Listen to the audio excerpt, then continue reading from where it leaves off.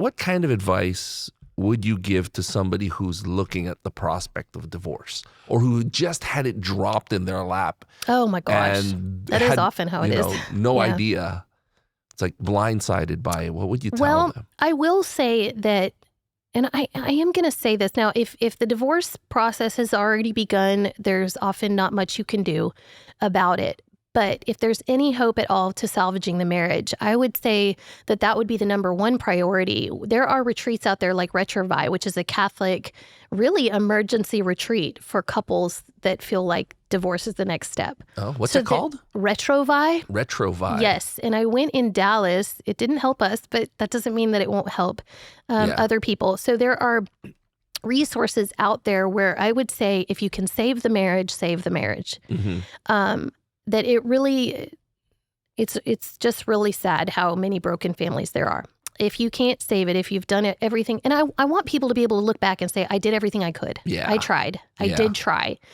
And if you can't, then get yourself around people that help you through it. So I would say that the biggest challenge that I had was finding other miserable people during that time.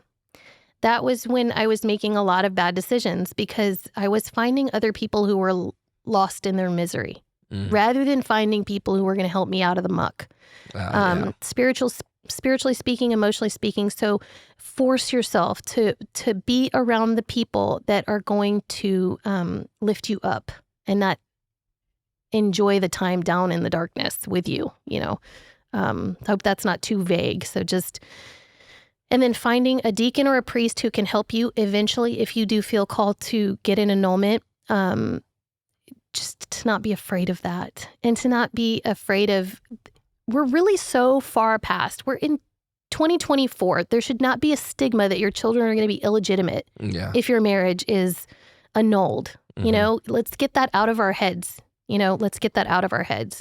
I really feel strongly about that. I really want to help a lot of people who are living with their new spouse without an annulment. We have that in our churches and they're not going to communion.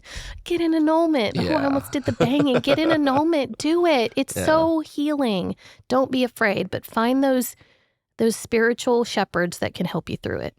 What do you normally say to kids who are going through, parents getting divorced or annulled? Almost the same thing. Almost the same thing. It can be easy to sit in the misery. Mm-hmm. It can be, I will say that all three of my boys went through a period of blaming themselves through the different stages of development, natural human development. There comes a time when every child asks himself, is it my fault? Mm.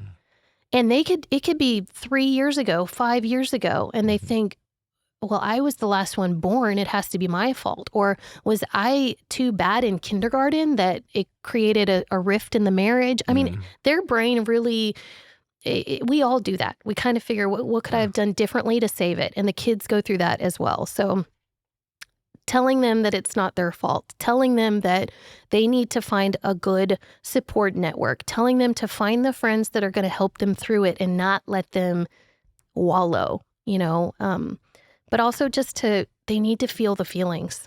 I mean, the retreats where I'm able to share that part of my journey, it's very healing for them. And I think putting themselves in front of Jesus, whether it's adoration, exposition or the tabernacle, put yourself in front of Jesus. Don't stop going to Mass. Don't stop going. Because it's just like going to the gym. The less frequently you go, the easier it is to not go. So keep going to Mass. What would you say to friends of a family that's going through a divorce or an annulment? What would you say? Oh, that's a good question. What is good advice or something that they shouldn't do as well? I lost a lot of friends during the divorce. And I think because a lot of my friends were Catholic and I don't think they knew how to help. They didn't know how to approach it, especially because, their marriage was good and they didn't want to, throw that in my face or whatever the case may be. And whatever process they were going through, they did it away from me. And I will not blame them ever, because how do you deal with that? How do you help someone through that if you've never watched someone go through that before? Yeah. So I would just say, don't disappear. Don't let them push you away. The friends. Don't let the couple push you away. And if you do have to choose one or the other, I mean, that can be hard too, but just stick with them and be there with them through the pain, through the tears, through the sorrow, so that you can be there through the joy as well.